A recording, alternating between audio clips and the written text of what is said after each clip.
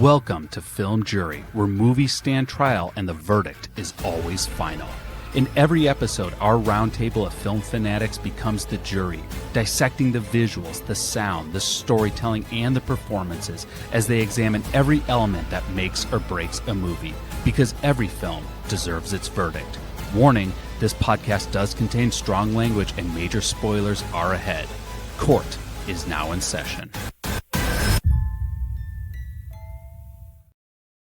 Welcome to the Film Jury Podcast. We are in the midst of Love Hurts. In fact, this is our final entry in the Love Hurts category, and we are covering Watcher from 2022. It was written and directed by Chloe Okuno, and this is her feature directorial debut, and it stars the very amazing Maika Monroe. Second appearance on the podcast this month. We must have it out for Miss Maika Monroe. I'm the host who is so attentive to what you're complaining about and what your needs are, and we'll just tell you, you know what? It's just in your mind. It's just your imagination. My name is James. And my name's Kat Stratford, and I have become convinced that my decision to be a crazy cat lady was absolutely a great one. The cat lady was safe in this movie. Yep. And my name's Kristina, and I am the person who buys curtains on the first day they move in. Right. How long were they in that apartment before they put up some curtains? And even when they had the curtains up, they were open all the time. Yeah. That was baffling. I don't remember how I heard about this movie, but I caught it on streaming about a year ago and was pretty impressed. But I didn't spend too much time thinking about it until this retrospective. I'm curious, did either of you have any pre-context with this film? I didn't actually. I thought when you first put this on the docket, I thought you were referring to that mini series that came out on Netflix a couple years ago. Yep.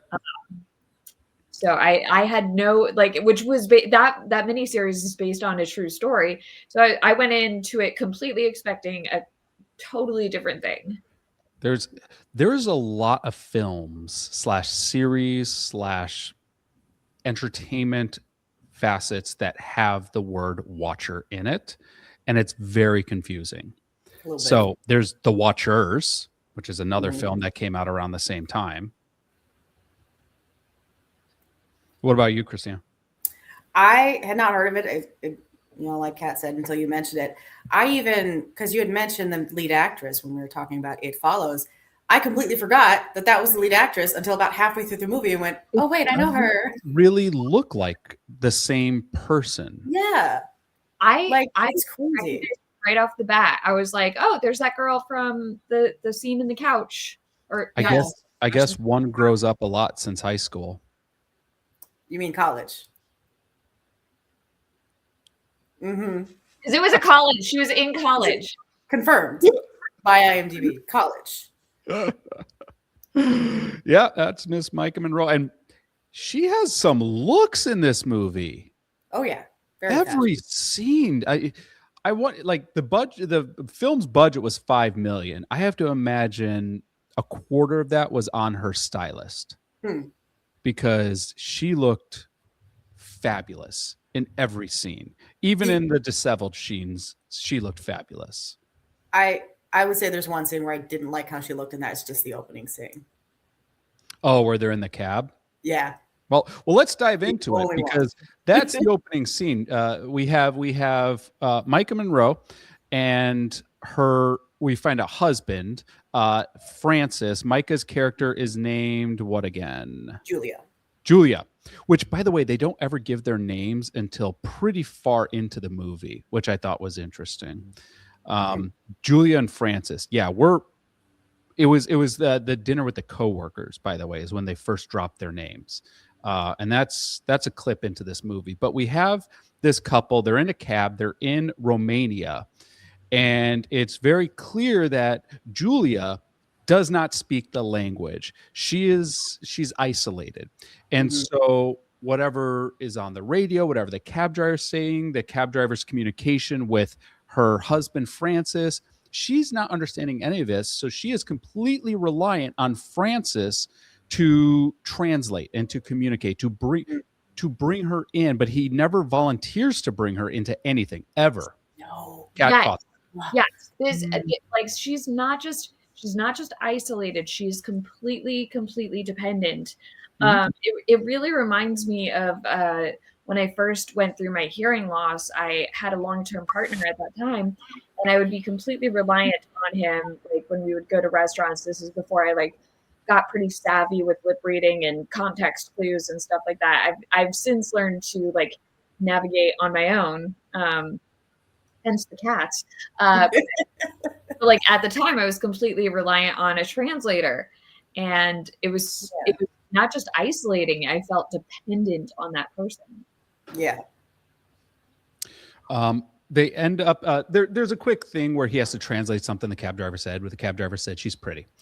And she logs that word, and they end up getting shown their apartment that they're moving into. The atmosphere, I mean, they're filming in, is it Romania? It's Romania, right? Bucharest. Yeah. Bucharest. I mean, they chose a part of the city that is very cold looking, lots of concrete. It feels older. It feels colder than it actually is. With intention. And so they're being shown the apartment by this landlord, and the landlord is noticing how quiet Julia is, and she asks, oh, you don't like it? And she's like, oh no. And she uses the word. She had the word queued up, which it's pretty, it's beautiful. But the first thing you notice is how big this picture window is in their common area, in their living room, which I don't know if they're just in like a fancier apartment, or because the part of town they're in does not look good. And we see the inside of the apartment across the way, like literally across the courtyard, and it is a dilapidated mess. So why they have this giant picture window, this insanely gorgeous picturesque window in this really weird, what should be a dilapidated rundown apartment, is confusing to me. And what is their heating bill to keep this apartment warm with a window that big? That is my first question. Well, they could have heated floors. Also, I will say, like, their apartment appears to be kind of fancy. It's fully furnished, which doesn't match the tone of the neighborhood. Wainscoting, is that what it's wainscoting? However you pronounce it. Yeah. The fancy thingy mabobbers on the wall. So like it appears to be like a nice apartment. They're moving there for his job. He works in marketing. And yeah, like right off the bat, like as you said, James, like she's isolated, she's dependent on him, and he's not giving, like, she has to ask anytime she wants to know. He's not going to help her. They have a scene where they're in bed together, and she asks, so do you leave early tomorrow? He says, yes, very early. She says, well, wake me up. Like, she's clinging to this. She's clinging to him. She's clinging to this relationship. This is right after we see the Watcher for the first time. Correct. Yes. She does notice, feeling a little nervous already. Yeah. She notices it's just, you just see it's in the building across the courtyard. So probably 100 feet. Yeah. And you just see it's a small window, which, by the way, all the windows across in the building across the way are small. Probably, let's just say 3 to 4 foot square. Unlike her giant picture window. And she just sees it not moving, never moves. Right? It's just a dark silhouette against a amberish light. Okay. And the curtains, there are curtains in front of this figure. So here's the view of them. Yeah. It just makes him appear like it could be a mannequin. It could be anything. It could be a coat rack with a coat over it. Like, you're unclear because it doesn't move. Well, and I mean the face, like if you like, because I was like really looking, like, can I see any features? And I remember thinking it almost looks like a Michael Myers mask. Yeah, because of how obscured it is. Yeah. It just like, so that could be any dude. Yeah. It's a guy with like a head. She wakes up the next morning and her husband's gone. And he had texted her a photo of her sleeping. And this is going to be a beat that is going to be repeated throughout this movie, not her being photographed, but this idea of she is always being watched, even when she's not aware. The husband photographed her, watched her while she was asleep, unbeknownst to her. You have a watcher who, she's has this idea, is he looking into this apartment? I am unclear. Even the framing, and I was really surprised that this was the director's first feature-length film. The camera work is so intentional in how it's framing Julia's character. It frames her within car windows. It frames her within apartment windows. It frames her within mirrors are used a lot.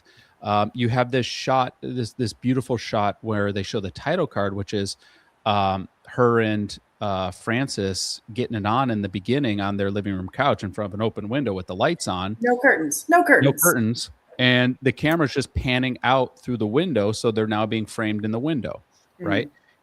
They're being watched. It is it is voyeurism. This film is voyeuristic. And I really appreciate how intentional the camera placement is at all times in this movie. Yeah, I really loved it. One thing I noticed is that she's often like, even when she's not, even when we don't get the sense that maybe she's being watched, she's often framed by like a window or like a square, like so you're always seeing her. You're the watcher. Or something. Yeah, it makes you the voyeur. As the audience. And in so many scenes, she's also watching others as well. Yes. And I liked that little touch of voyeur in her. And she's almost always isolated in this movie. Like we see her in this next scene, she's in a cafe by herself, and they intentionally have a wide shot to show she is alone at this cafe. She stops by like a museum or something and gets kicked out, or kicked out of the museum. It's like closed or something, but she doesn't speak the language, so she's just like, sorry. What he's yelling about. Yeah. But at night, she's really obsessed with seeing this figure. She keeps going to her window to look at this figure. The next night, she lays in bed and just stares out her bedroom window now, staring at this figure. And then she just rolls over and goes to sleep, which I don't know how one does. No, hang up a sheet, at least. Like the rod's there. Hang up a sheet. Hang up a blanket. Something. She goes out. She wears this. She wears red, and red is a color that happens anytime. We'll see red pop up whenever danger is nearby. Yes. Because did you notice, like when we cut to the news anchor talking, she's also wearing red. I'm getting ahead of myself though. Red is they use red intentionally, and red is such a strong contrast to the whole tone of the film is very blue. Yeah. So red really pops out. What gold in certain areas, gold in like the watchers apart. Oh yeah, cold. Yeah. Yes. She ends up buying a Dracula figurine at a at a market, which is, it's so cute because of the area she's in and the history of like that character. But the funny thing is, the figure looks creepily similar to someone we'll see later in this movie. But also think about vampire lore. A man stalking a woman. A man stalking a woman. Yeah. But what has to happen for a vampire to enter your home? You have to invite them in. You have to invite it in. And boy, did she not invite it in at 2 points. One by buying this figurine, and another point, which we'll talk about later. It was a cute little homage. And you see the figurine, like they never really call attention to it, but it's in the background of a lot of shots, which I thought was cute.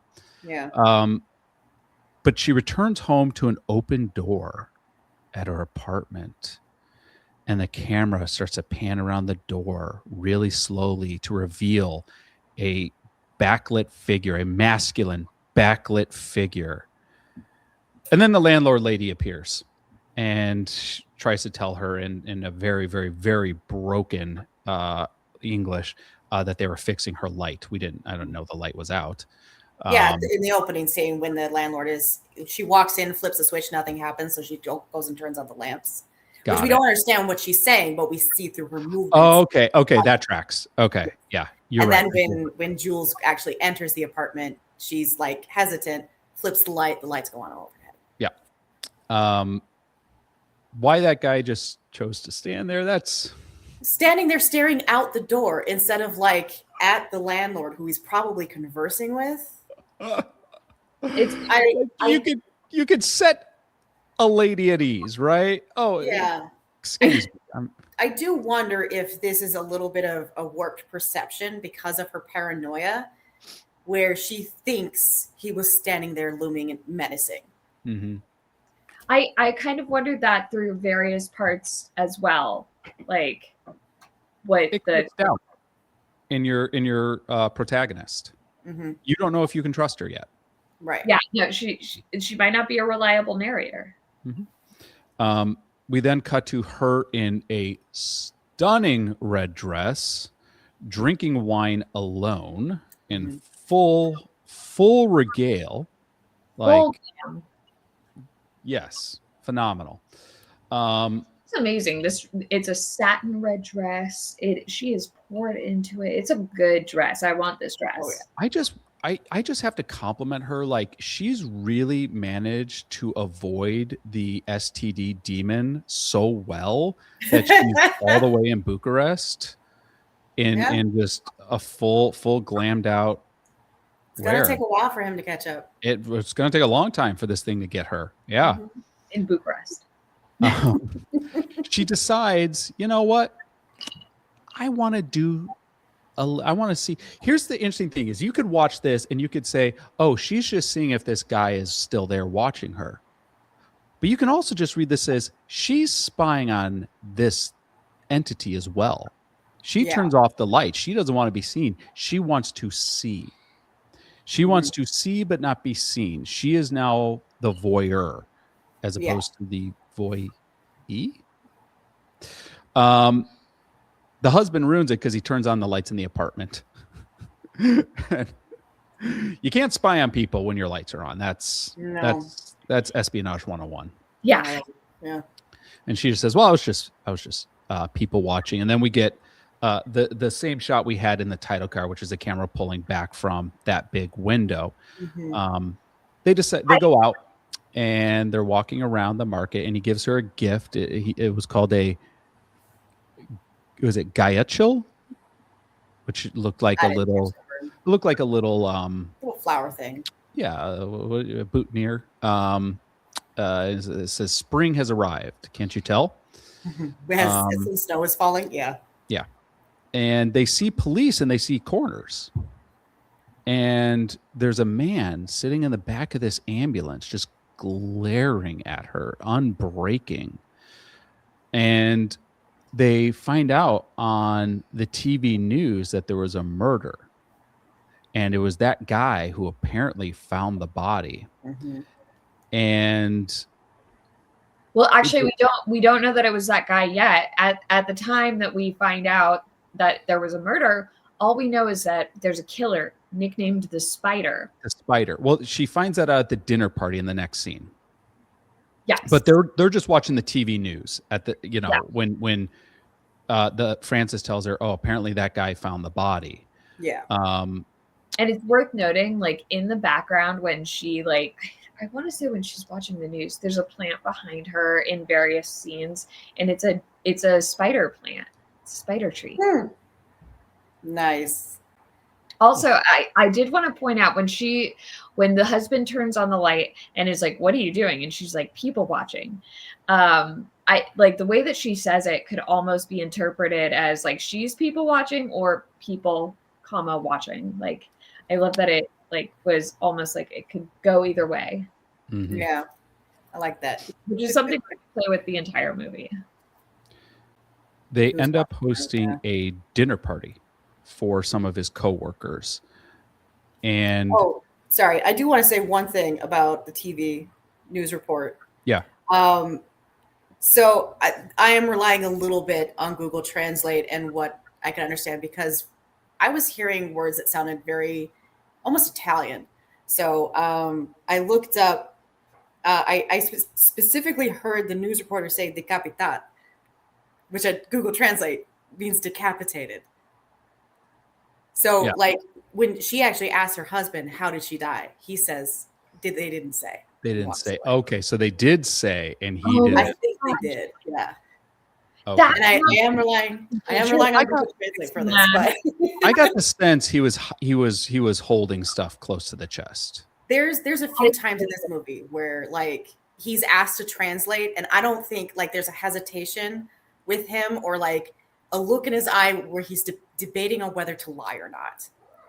I wonder if the cab driver said she was pretty. Like, what is this guy's problem? I hate this guy, by the way. Oh, he's like the husband did anything. But I want to look up what the cab driver said to her and see if it actually meant pretty, because she used the same word to describe the apartment, and I'm wondering if it was a completely like. I think it did, because the landlady like kind of corrected her when she said it.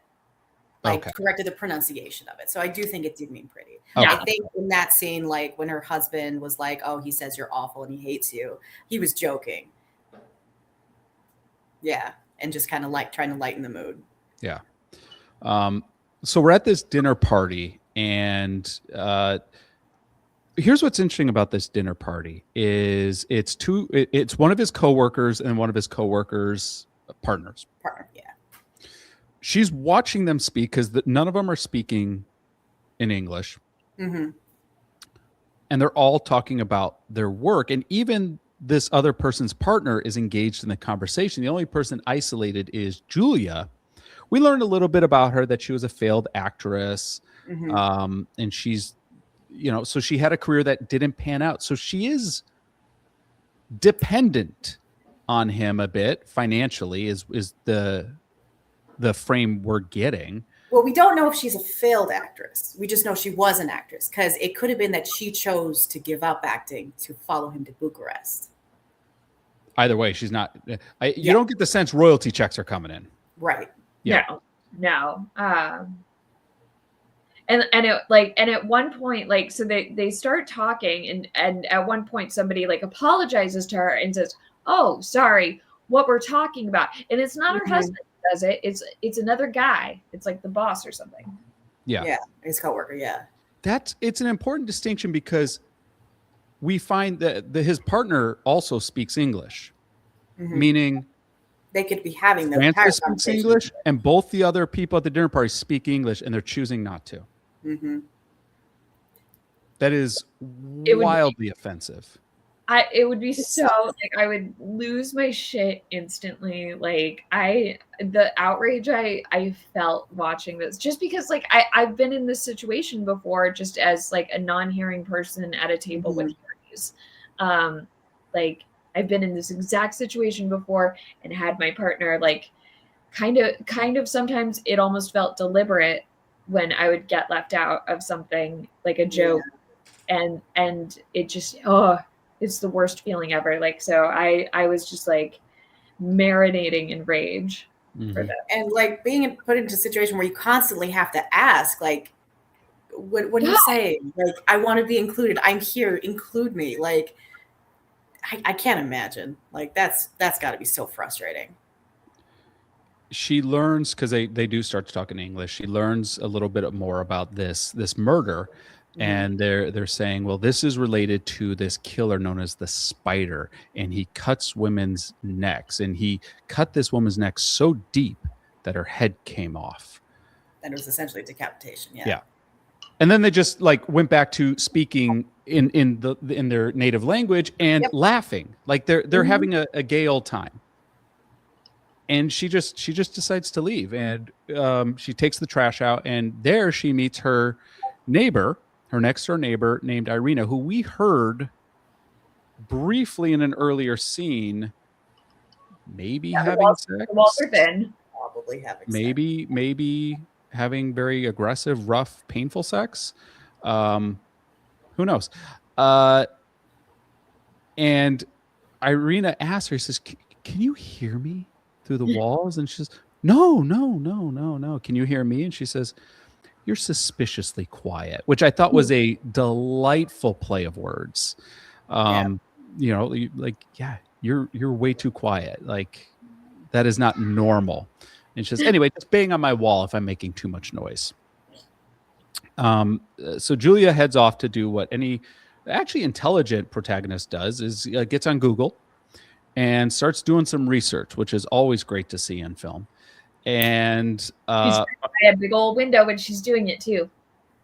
oh yeah, I mean, she's constantly being framed by windows, and well, later in the movie where she's in the elevator with that guy, and there's like two mirrors on either wall. Love that shot. Makes no sense. Like shadows like make it look like there's somebody behind her. Oh my gosh, it was brilliant. I love mirrors, especially. They keep like framing people where like part of their body's cut off by the mirror. It's so good. She learns on Google that this is the fourth body they've discovered. And she watches a video interview with a survivor who says, she woke up and saw a man standing in the dark, and he put a pillowcase over her head and put a knife to her throat. And he was watching me for hours. And I think he was watching me before. I always had a sense someone was behind me. And while she's doing this, the camera, so the scene actually cuts and she's walking down the street, but the audio of the interview is still playing. Okay.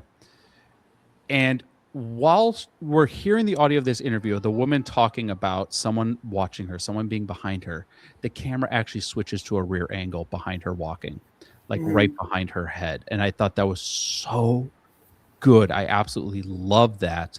Also, I do want to mention the camera. I think almost the entire movie was at an f2.8 or an f1.8. Like, it is an open aperture the entire movie, which means the depth of field is wildly shallow. What is in focus will be in focus. Everything else is out of focus. And they are very intentional of what we are putting in focus, whether it's the foreground or the background. But the other element, there's two elements. There's a foreground and a background in almost every shot. One of them will be out of focus. One of them will be opaque. One of them will be clearer to tell. And I love that dichotomy of how we're visually telling the story of focus, out of focus, focus, out of focus, and they will shift throughout. She goes to a movie. She goes and sees Charade, which is the same movie that they see in It Follows. Is it? Shut up! Is it? Maika Monroe just loves this. That's how she got tricked into getting this thing. So she just wants to pass it on to someone else. I had to look up Charade because I'm not a big Hepburn / Cary Grant aficionado. I wasn't going to say fan, Cat. They're good. I just wouldn't know a ton about it. I have a podcast about movies, but Hepburn, don't know her. Never off-brand. leave her. Well, I wasn't familiar with this movie. And the movie's about a woman who is partnered up with someone, and they're trying to find all this money that her passed away husband had stolen, and they're being tracked by his 3 old associates trying to kill them. And it's called, I like this, it's dubbed the best Hitchcock film that Alfred Hitchcock never made, which I thought was an interesting analogy, because what is this movie other than a modern version of Rear Window? A little bit, yeah. I got that vibes, definitely. So I thought that was a fun little nod. But when she's in the movie theater, a man sits behind her. Like, and they're really good with the audio. You hear him sit in the chair, and you hear when he shifts his weight to lean forward or backwards in this chair, the creaking, and she is like cueing in on it. Yeah. What do we hear in the background? What's playing on the movie? I don't even. Somebody's getting attacked, I think. You hear someone saying in the movie, he's trying to kill me or something. It says, "Be careful." Is the actual words said in the movie, and as soon as the movie says "be careful," she gets up and bolts out of the theater. I remember thinking during this scene, like, you know, like I feel like most women have been here where it's like, tell anybody you sound crazy, but you just have a feeling, and you just have to trust that feeling. Like every woman's been here, like, and I mean, because he starts out way further back, and then he's like right behind her, and you know, like I don't know, I've been here, I've related to this. Now I couldn't focus on the movie other than the fact that I was like, hey, that's straight. And when the paranoia hits and you just try to hyper focus and try to figure out what's going on that you can't see. Yes. I feel like I was in her shoes in that moment, so I wasn't focused on the movie anymore. She ends up like going to a grocery store, almost buys a pack of cigarettes, and is just trying to like settle herself down. But then all of a sudden, she sees the guy in the grocery store. So she tries to like find a place to hide, and then she just finds herself in a labyrinth of grocery store aisles, and ends up knocking over a jar of pickles before she's able to hide in the back stock room. This scene felt so familiar. Yes, it did. I actually looked up, did Welcome to Derry rip off the Watcher from 2022 for the grocery store scene? And there's no articles about it. Nothing. It even had the pickles. Even had the pickles getting knocked over. Kat, have you seen Welcome to Derry? I have it. This scene basically takes place in Welcome to Derry. Identical. Where you have a girl like lost in this almost labyrinth of aisles, and then jar of pickles. The only difference in Welcome to Derry is it breaks physical logic because the store is closing in around her. Yeah. And she knocks over lots of jars of pickles, and then there's a demon that is inside the jar of pickles. But outside of that, it's the exact same. Yeah, like felt very similar. Like just even like the framing and just like how closed in everything felt with the aisles. Oh yeah, the aisles got tighter. It felt like it almost felt supernatural in a non-supernatural setting. It did. Yep. Because it's like these aisles don't make sense anymore. Everything at the front of the store is so orderly, and everything back here is so not. She's hiding in the stock room, and she puts down the shopping basket. What color's the shopping basket? Red. Yep. And she's staring at him through the little circular window of the it's not a rotating door. What do you call those doors? The flappy doors. The flappy doors. Flappy doors. I will say, when she's initially trying to hide, she like doesn't even duck down. Like the top of her head's still visible through the window. This drove me nuts. I'm like, okay, you're slowly revealing your bangs to him. Okay, like what are you doing?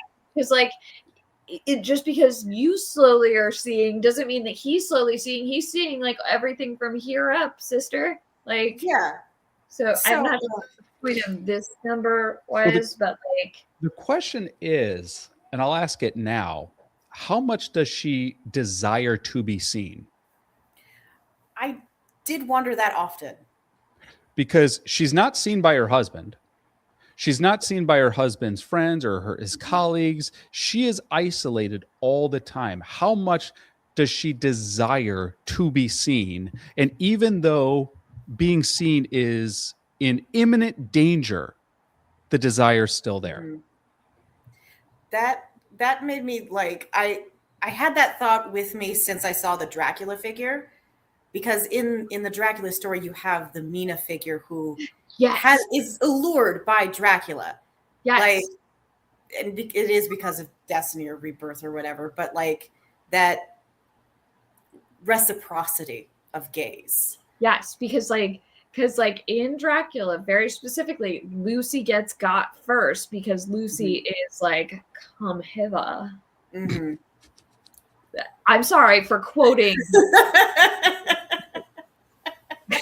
I just need you to know that I am isolating that audio, and that is going to be your ringtone on my phone. Perfect. Yeah, and I'll set it so anytime I get a text from you, it will just say "Come hither." So Like, come hither. Hey, can we push back to 11:30? My morning just got. yep. She's able to get out of there through a back door, and her husband decides that he wants to schmooze her, so he decides to grab her neck. I don't know, maybe that's just his type of kink, and she flinches and moves. He doesn't like grab her neck. He like is pulling her deeper into the kiss by her neck. Yeah, by the front of her neck. No, yeah, like, it's a his hand was here. It went from here to here. Okay. It went from the cheek to the front of the neck. Like it didn't seem like you could read it as very romantic and lustful. The right context. In the right context, yes. Touch the neck in the wrong context and I'll freak. Yeah, she flinches. And he's like, okay, well, let's go look at the security footage. Let's go take a look. So they go to the grocery store, and the young stock boy shows them the grocery store footage, which is like very blue. Like there, you have this scene where they're in this completely black room, dark room, and you just have the only light is this blue glow from these 1980s security monitors. And she, they see the guy on the footage. She says, "Look, he's staring right at me." And then Francis says, "Maybe." Or is he staring back? He's staring at the woman staring at him. Yeah. And then we see her like up against the door going like this. And I'm like, honestly, like I'm not suspicious, but I'm a little suspicious. Like it does like throw a little bit of cold water on the theory. Especially with how uncomfortable she stares at people sometimes. Like in the movie theater, she fully turns around in her seat to look at everybody else in the theater. And it's not until somebody's looking back at her that she straightens up. Mm-hmm. Yeah. We see it when she's walking around earlier in the movie on the streets. Mm-hmm. Like she watches people. Yeah. She is a voyeur herself. Mm-hmm. She goes back to her apartment alone. They got curtains finally. The curtains are up now. And what is she doing? She's watching him. Yeah. Just checking him out. We get a bit of a jump scare because the landlord is banging at the door. No, it's not the landlord. Somebody it was one of the neighbors looking for her cat, right? Oh, that's right. Okay. Yeah, they're looking for the cat. That's right. Elvis. My character in the film.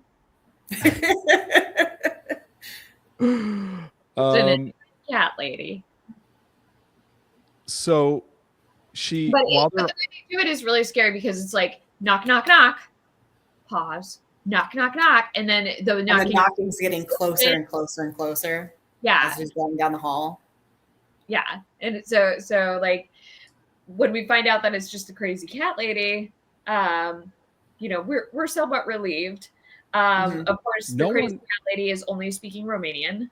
So is this a cultural thing in that no one knocks politely in Bucharest? Let me. I'll give her a pass because she's yeah, but between her and the police officer and the guy who ends up not everyone when they knock is just they want you to know they are present and they want that door answered. Sure.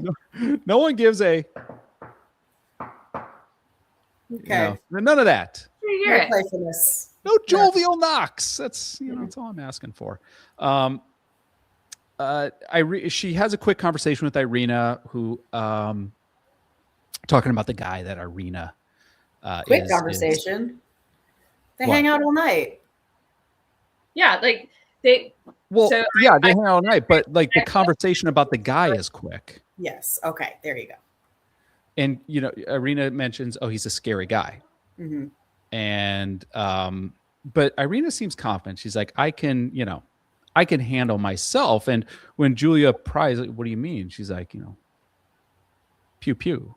Mm-hmm. And that's, by the way, that's Chekhov's gun right there. Chekhov's gun. It is a narrative structure of introducing something in one act means you have to bring it back in another act. And it's most commonly referred with the gun. It literally is, in this case, a gun. Yeah. That's the introduction to bring up later. Okay, so you can't do your snooty like little Chekhov's gun thing here, because like I thought you were literally like saying that the guy's name is Chekhov, or in Bucharest it would have made sense for his name.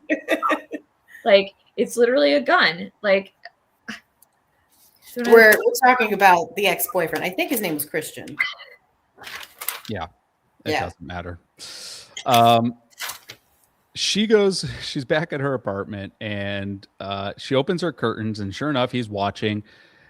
And she's wondering, maybe he's not watching me. Maybe he's watching Irina. Yeah. Maybe he's checking out Irina. She's a tall drink. Irina's the best. I love Irina. So, what does she do? She raises her hand. Very slowly.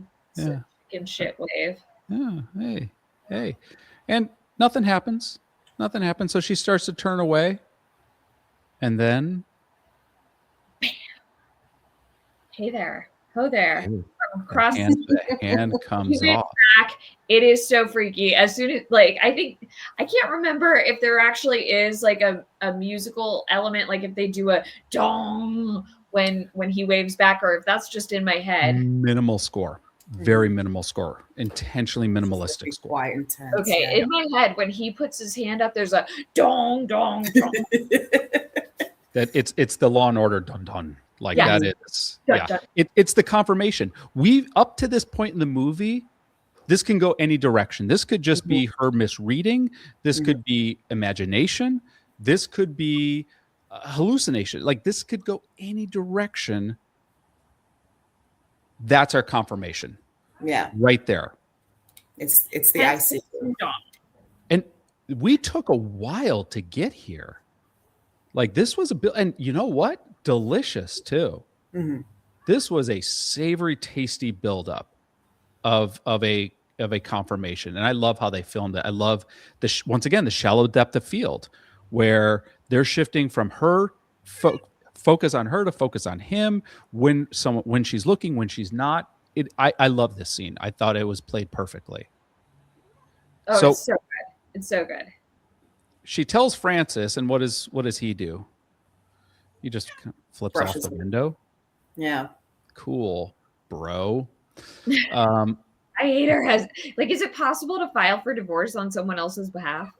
You deserve better. She wants to call the cops, and his response, is that necessary?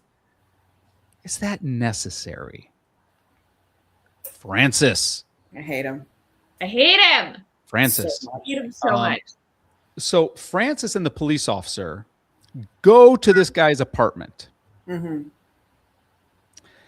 because Francis's thing is, well, I just want to see if it was the guy. Let's just see if it's even the same guy from the grocery store.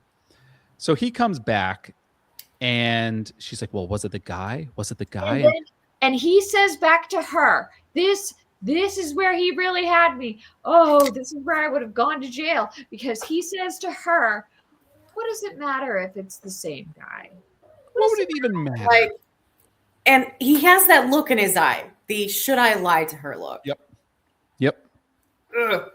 I do want to say I have a lovely one-page Francis rant, if you would like. Oh, please. What is this? Hold on. Let me buckle up. Click. If you could read it in iambic pentameter, that would be excellent. Probably not, but sure. We can pretend. All right. Relationships. A rant to Francis. Your wife is feeling unsafe. She's in a country where she doesn't speak the language. She has no friends or connections. Her only lifeline is you, and you're almost never there. And you tell her she's paranoid, crazy, overreacting. This is not helpful. It just tells her that you are not the person to go when she feels unsafe. You don't have to believe her fears, but empower her autonomy. Make a plan. What to do when she feels in danger, who to call or contact when you're not there. Introduce yourself to some neighbors. Have planned check-ins, even if it's only by text. Teach her some phrases if she needs to talk to someone who doesn't speak English, so she knows how to ask for help, how to tell people she's in danger. This threat may be benign. It may be in her head, but the next one might not be. And then I wrote a note. He wants to play the part of the hero without having to do the work.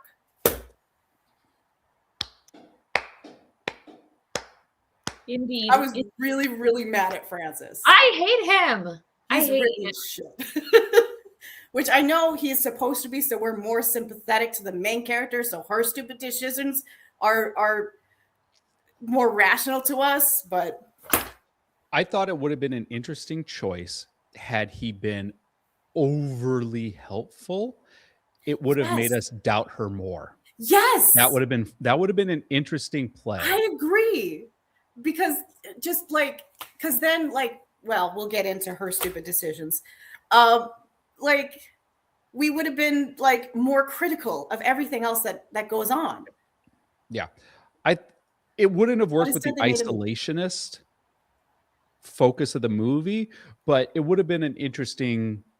I think it still could have, because we could change the argument from him not being supportive to him getting mad at her for making dumb decisions and putting herself in bad situations. So she's self-isolating as opposed to, I see. Yeah. I mean, it would make, the hero you don't like, certainly, the anti-hero. That'd be interesting. But they wanted to make her more sympathetic. Yeah. So they had to make him an asshole. Yeah. Even though, I mean, to be fair, they don't jump the shark with how big of an asshole he is. I've dated this guy. Even the start of the movie, he starts out loving and compassionate. And he even says earlier in the movie, if you feel uncomfortable, we should talk about it. To which I wrote down, where did that energy go? What happened? I've dated this guy. He just can't wait to talk about his job. Yeah. Oh, here's what I'm dealing with. And what does he say? What is his main complaint about his work? He's not seen for his abilities. Yeah. Which is perfectly on brand for this movie. He's complaining that he's not seen. And maybe she doesn't see him because she's too busy watching some stranger across the street. Yeah. So she ends up following him, not Francis, the watcher. She ends up following him. I have a small rant for Jules.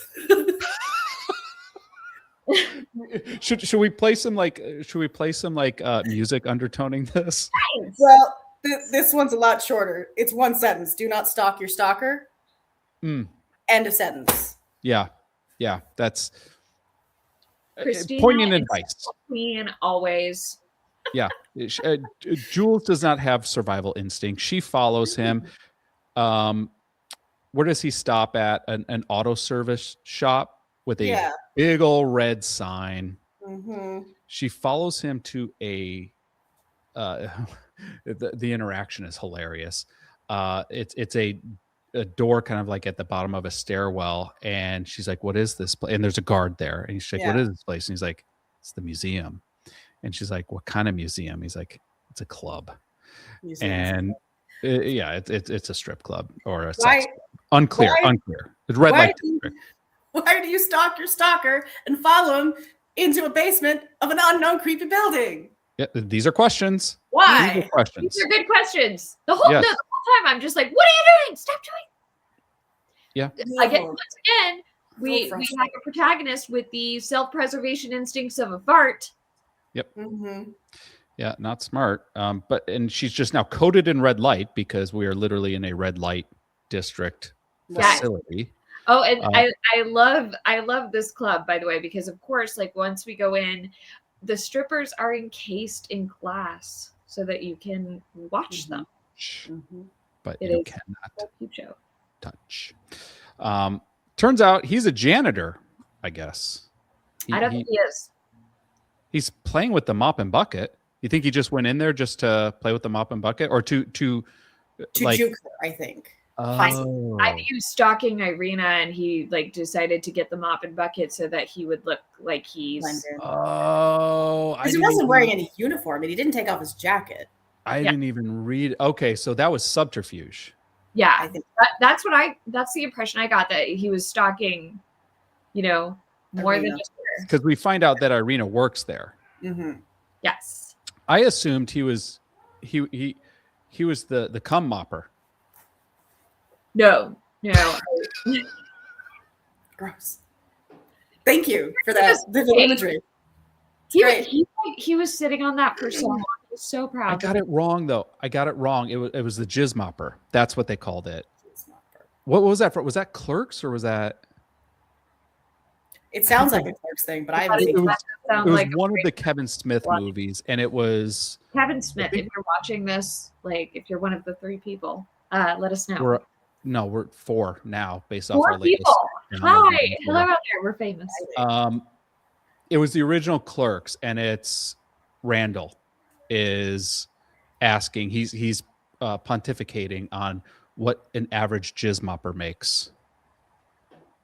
So, Randall, this is the movie for you. You just got to ask the watcher.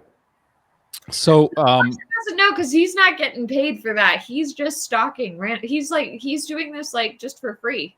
Yeah. Well, Irina could be worth it because she works there, and by the time Jules gets home, she little bit more savvy. She puts a chair under the door handle. Pretty classic home defense move. Yeah. Has a dream. Also, like her husband is never, like it's late at night. Her husband's never home. Actually, through most of this movie, I was like, is he cheating on her? He must be cheating on her, right? Like, I still think he's cheating on her. I don't think so, unless you were to say his work is the affair. He is not faithful to her for sure. We find out we don't find out any like actual like infidelity. Like we don't find out that he's shipping anybody, but I would say that he is certainly not faithful based on what we find out later. I'm curious because I read this as he's so self-absorbed in his own fart of his career that's the only thing that has his attention. But you'll have to cue me later. I did like Irina's remark on it when Jules mentioned, "Oh, he's out working at 10 p.m." and Irina's like, "Oh, is he a stripper?" Yeah. What job? Makes more sense given what she does, but like we need to. Irina needs to be protected at all costs. I love Irina. Jules has a dream of a pillowcase being thrown over her face and being hit and bleeding, and wakes up. Yeah. Only to hear screaming next door. Well, a scream. A scream and a thud and a clunk. There's so many auditory signs of peril.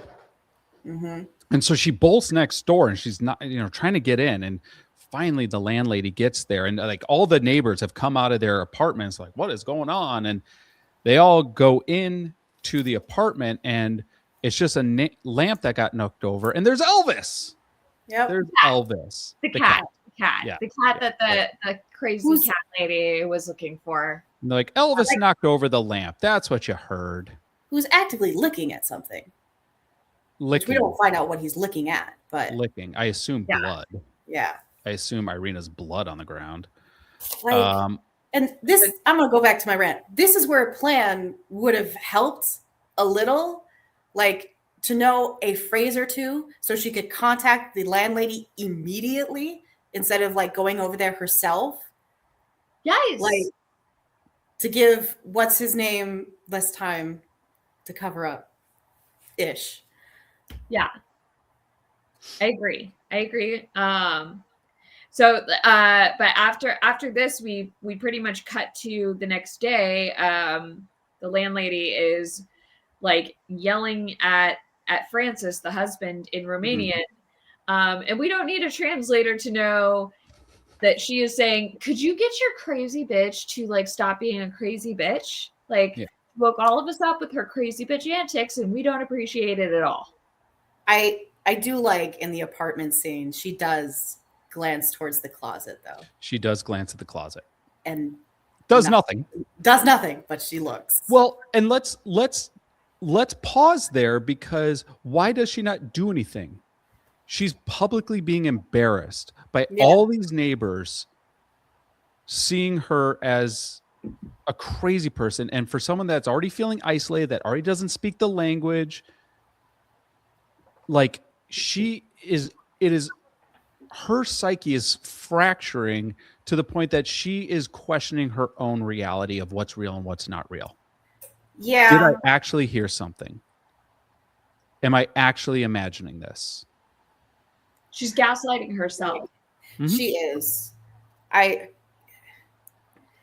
This is a scene that it bothers me a little that she didn't tear through that apartment a little bit more though. Yeah. Like, because in the previous scene, like her and Irina are having this beautiful sit down where Irina's comforting her. And like Irina actually thanks her, like, thank you for looking out for me. I'll do the same for you. I'll look out for you. Yeah. And it was so close to something like, I don't know. It was teased. I share your frustration. I do feel like I could see myself pulling my punch though, and like not going through the closet because everyone's looking at me like I'm crazy, and I don't want to make it worse. I can totally see myself letting my anxiety take over like that in that same way. So I can't, like, I was also frustrated, but like I was like, could have been me. Yeah, she's trying not to overstep bounds. I get it, but like, it's so frustrating. This is when you overstep. So the next day, she meets Irina's hookup, who's looking for her, who also doesn't knock politely. And I believe is his name. And she convinces him, I don't know how, to go across the street and to knock on this guy's door. He's good looking though. Like, all right. Yeah. Go for it. So they get in the elevator, my favorite elevator in the world, which there's a mirror on. The fact that they both try to call Irina and they can hear that the phone is inside the apartment. In Irina's apartment. Yeah. So he just decides Irina's being mean and I'm just going to ditch. Like, she obviously doesn't want to talk to me. And she's like, no, let's go to this guy's apartment. The buttons in the elevator are red, glowing red. And then there's those picture mirrors in the elevator, which is delightful. I'm surprised he didn't knock through the door. He was knocking so hard. Like, how that door didn't come off its hinges, I don't know. But no one answers. So he's Bucharest.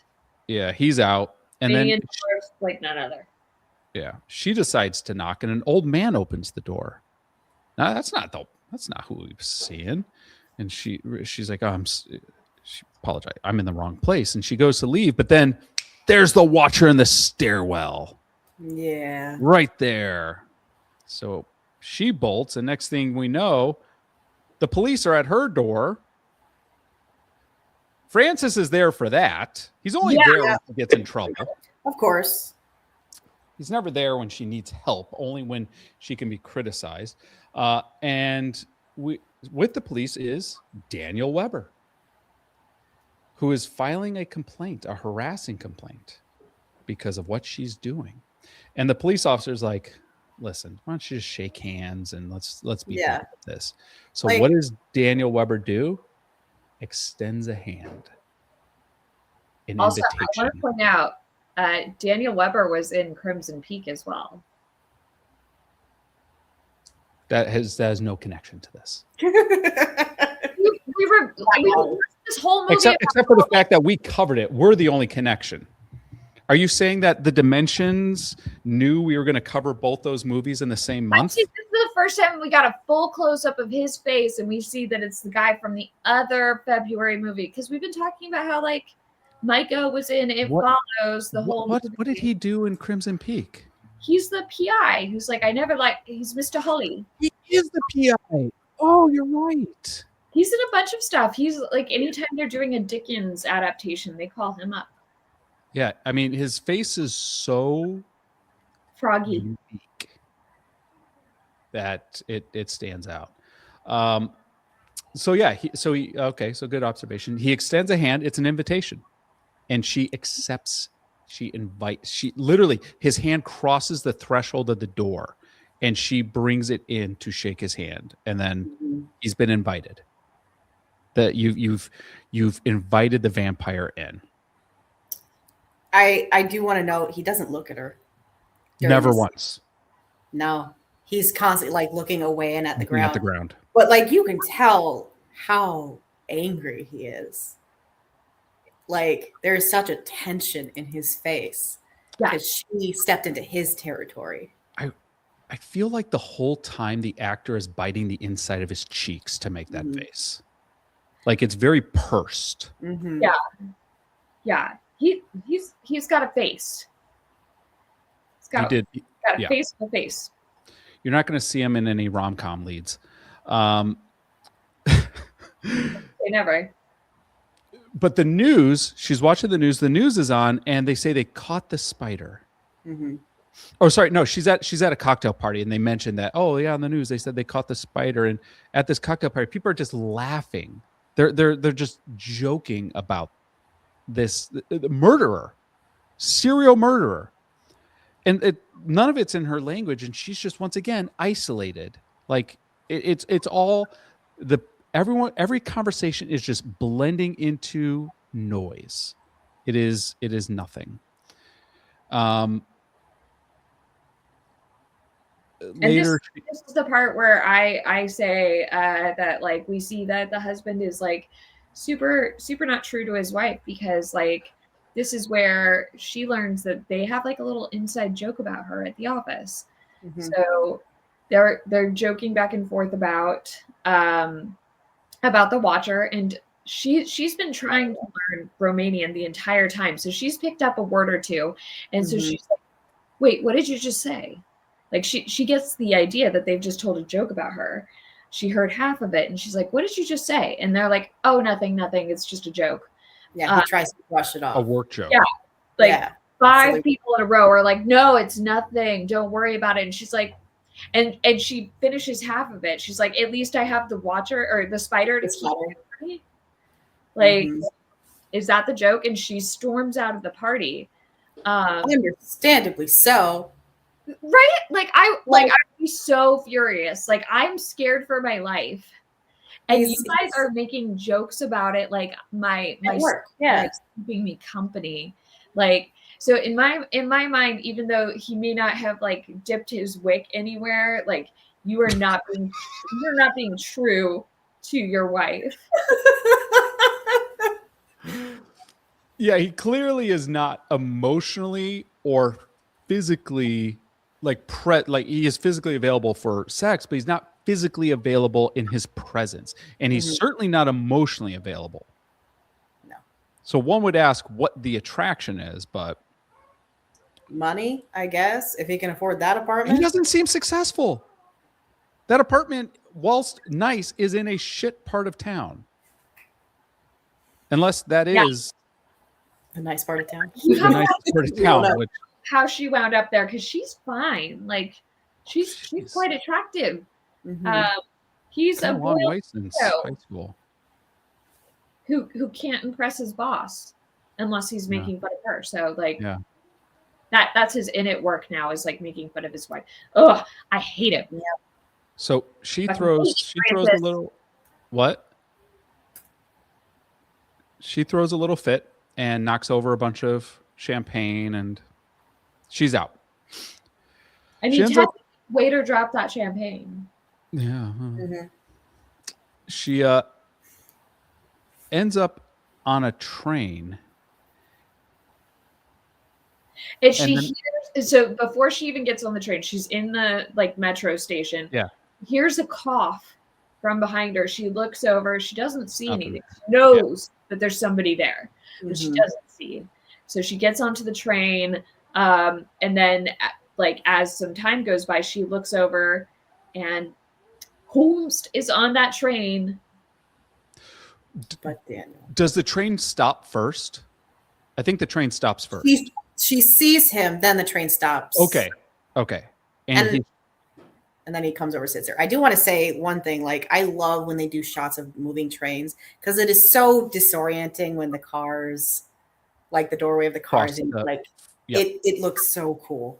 Mm-hmm. So they're sitting across from each other on this stopped train. Mm-hmm. And he starts talking to her about, well, it could just be that there's a dog on the track. He's stuck on the track. And they have to go catch the dog. So there are people out right now chasing the dog. And she asks, well, how long does that take? You know, very like she's reading the lines and the lines in between the lines of this not so subtle metaphor. And not very long. He says, not long if you're fast.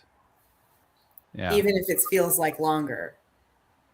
Which is a callback to the witness, the survivor in the news story saying like it felt like hours, even though I'm sure it wasn't hours that he was watching me. It felt like hours. Yeah. So it's a total callback to that. Like, if you didn't know, now you know. Just get the watcher. I think more than the climax of the movie, this is the climax of the movie. Yeah. I think this is the height of it. The tension in this scene is so thick. The string can't get any tighter. It's about to snap. My only wish is that this scene was longer. I wish this was it. I wish this is where they invested. But this is the false summit. This is a red herring of a conclusion. She asks, "Why are you following me?" Mm-hmm. And he says, well, sometimes I look at people, you know, I'm so preoccupied. I take care of my father. And sometimes as a hobby, I look at people. I know that sounds weird, but no one has ever noticed me until you waved at me. Mm-hmm. And I waved back. And she stops listening as intently because she's noticing the grocery bag. What's in the bag? I know. What's in the bag? I try to look at the bag too. I'm like looking like, do I see a nose-shaped indentation? Because like it does look like a face. Yeah, that clearly looked like a head in a bag. Mm-hmm. Yeah. The train starts and she bolts though. She's out. Like the doors. Well, first he asks like for an apology. Oh yeah. He's like, I feel like I deserve an apology. And that anger comes back. Yeah. And she gives it to him. She says, sorry, and then bye. Yeah. Yeah, he got that pursed lip look again. Mm-hmm. She's at home and she hears music next door from Irina's apartment. Yes. And so she journeys over there. It's a trap. It's a trap. It's a trap. Like seriously. I feel like we need that clip of Admiral Akbar to display whenever we come across one of those scenes. It's a trap. I need you to add that in post. Yeah. We see she sees Irina's body briefly, like in a chair slumped over, like, and then the grocery bag over her head, the same grocery bag he had. We do see that she is decapitated. Oh! We just see the bloody stump. Gross. Yep. Ew, I'm so glad I blinked right before that. Yeah. Did you block it out? Oh my gosh, it must have been only like 1 or 2 frames because Yeah, it was. I It was very quick. must look down at my computer to write Irina's body, and then I looked up, and then the bag's thrown overhead. So then I look back down and write grocery bag overhead. Like the second you see the empty neck, it cuts away. Oh, yeah. So literally is right when I look down at my computer to type Irina's body, and once I This look is why back you up, gotta watch it twice. Once to just watch it, and once to take notes. that's a if I didn't have 2 children who like my time to watch movies is between 10 p.m. and midnight. Fair. And then I got to be up at 5 a.m. Ooh. So yeah. Yeah, like as another person with 2 kids, like no sympathy at all. None. So he without really any further provocation slits her throat. Mm-hmm. Not Nicks. deep. What? It's more of a nick than a full-on cut. But yeah. Because he also like he does his whole little speech. Don't scream. Irina screamed. Yeah. Mm-hmm.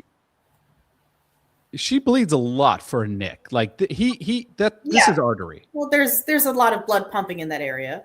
Yeah. This is artery. Like this is not. It's not. You nicked the artery. Should be toaster caked. This is not a paper cut. Like she's bleeding a ton. Yeah, she's bleeding quite a bit, but I don't think it's an artery. Okay. Well, I don't think for reasons. Yeah. Lots of capillaries. I will say, like, if you've ever gotten any kind of a head injury, anything from like it bleeds a motherfucker. Like you think something's really, really wrong. Gross. You're welcome. 10 out of 10 Sam Raimi's. No. Wait, have we seen? Let's track this. Has there been any other blood in the movie? Not really. No. This is the first blood we're seeing. We don't even see Irina's blood, do we? No. In fact, I would say that the sequences of like red that we've been seeing are like our little foreshadowing for blood. Got it. They're willowy blood. This movie is like a nothing on the Sam Raimi scale, for sure.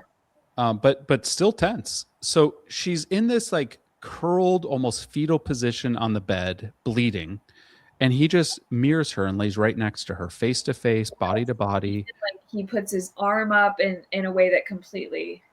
Well, this is when she tries to like get off the bed and go towards the gun. Yeah, and she slumps down, crawling towards her on the floor.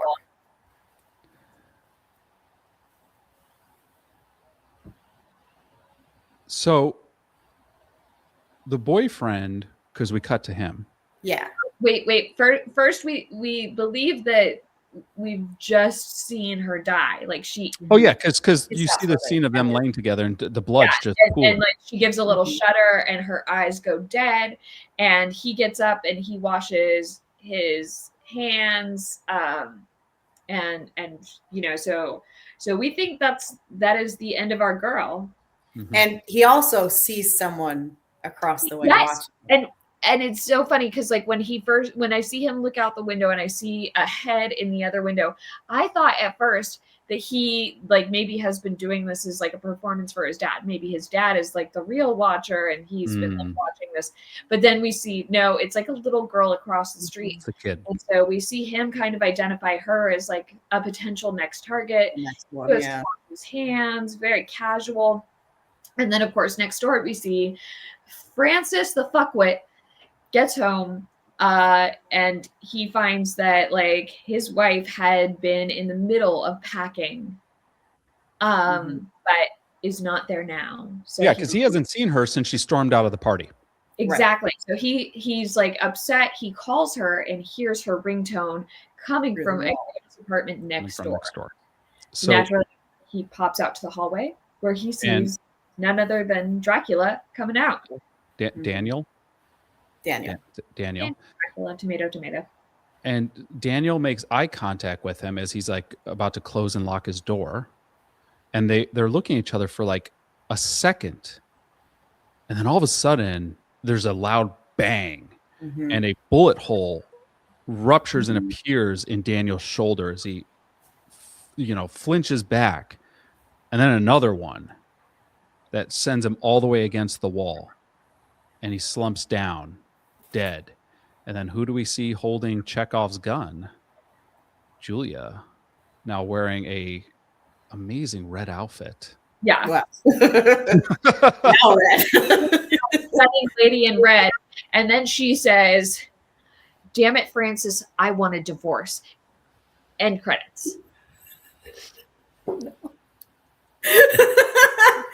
Not a word is spoken. Not a single word. But you see it in her eyes. What would have been a good closing? What would be another good closing line? Like, honestly, like, I fully expected her to be like, "I want a divorce." Like, I thought she was gonna say something. She could have done something like, "Gaya chill, bitch." Yeah. Well, and I mean, like, Bring.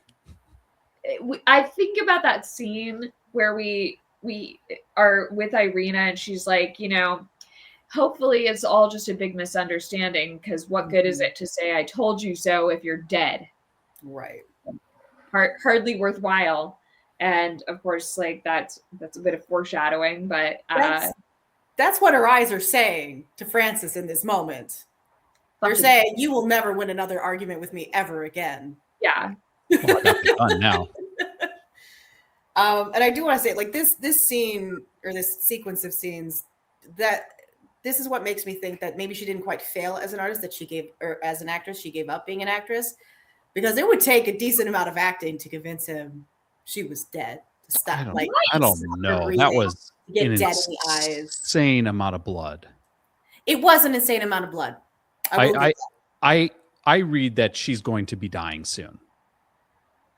If she I don't think she survives. She stands up. So I think she lives. This is to me, I read this as this is the last throes of life, giving her the strength to do this. You're high. No, she lives. She goes on to write a best-selling book called "I Fucking Told You So." Yes. She actually she gets discovered while on a talk show circuit doing press for her book. Mm-hmm. This is, of course, after she's divorced Francis. So that's what happened. She still has the STD demon after her. So I wouldn't go back to the States. She can travel the world. Yeah, just stay in Europe. Stay in Europe. Book tours. Yeah. Becoming an advocate for women against violence. Exact foundation. What do we think about the ending, though? I love it. Does just end. You like it? Yes. Flawless. I love it because it's a happy ending that I can live with. You know, like, because I hate when they have like a happy ending that's just feels a little bit too fairy tale. Really cheerful. Yeah, like this doesn't read as like a fairy tale happy ending. This is like a real happy ending where it's like, you know, she lived, but nobody's thrilled. But there will be scars. Yeah, there will be scars. There will be fallout. And I liked that nothing was said. Just that look. I do think I would have loved a. Did you watch that? Wait, what? Did you watch that as a last liner? But she does it looking right at the camera, like she breaks the fourth wall. Nice. You know, acceptable. Nice and cheesy. All right. So where do we land on Watcher from 2022? Kat, you're up first. This film is not guilty. I really, really liked this movie. It really had me sucked in. I love a psychological thriller. I love a movie that highlights all of my issues with husbands in general. Nice. Kristina. I'm going to also give it not guilty, but it is the weakest not guilty. Whoa! Here's the thing. This movie did a lot of things right, but I spent so much time angry at the main two characters that it took out a lot of enjoyment for me. Like, write your characters a little better, please. Thank you. Like the isolation of the protagonist, I understand that sometimes it needs to happen, but you can do it better, and you could do it in a way that hasn't been done a million times before. Mm-hmm. That's fair. That is absolutely fair. Yeah, but overall, good movie. Yeah. I am also on the not guilty side, although I am a much stronger not guilty. I really, really enjoyed this movie. This movie has a high rewatch factor. Like I could go back and watch this movie and not be bored. I was not bored rewatching it this time.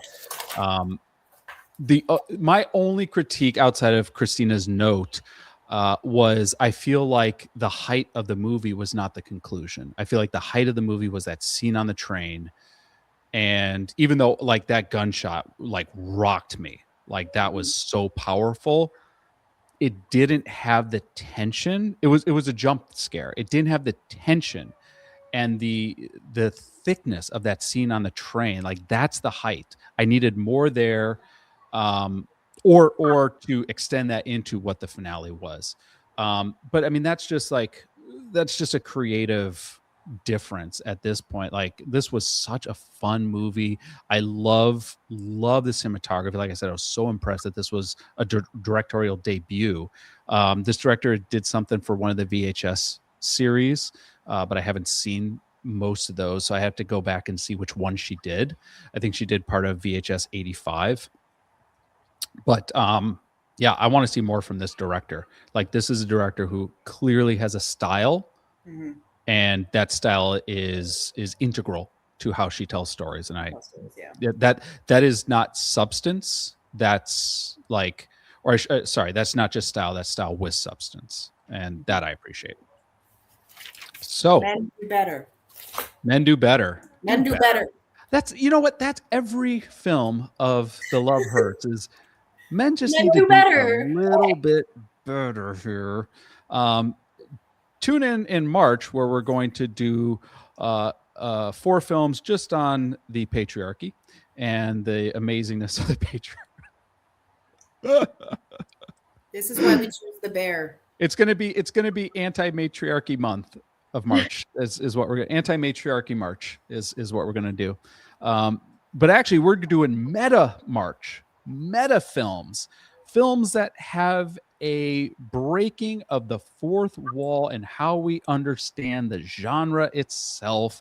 So we're going to be looking into movies that, you know, I'm going to try not to do, you know, the one that comes to mind first, which is Scream. We're going to try to find some ones that are a little bit more cult classics or have a subculture following or a little bit more unheard of.